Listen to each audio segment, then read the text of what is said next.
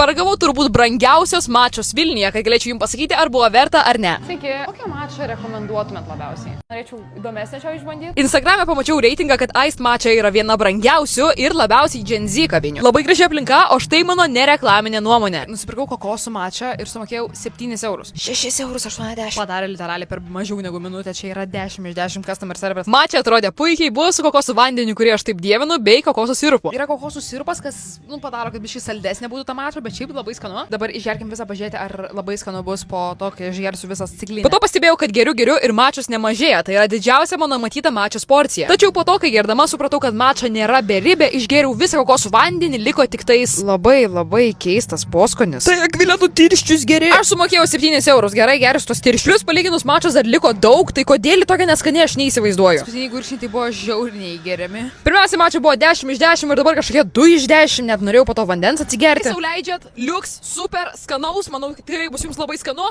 bet jeigu savo negalite tokios leisti, daug nelabai prarandat skanaus ir į kokią vietą man nuvykti kitą kartą.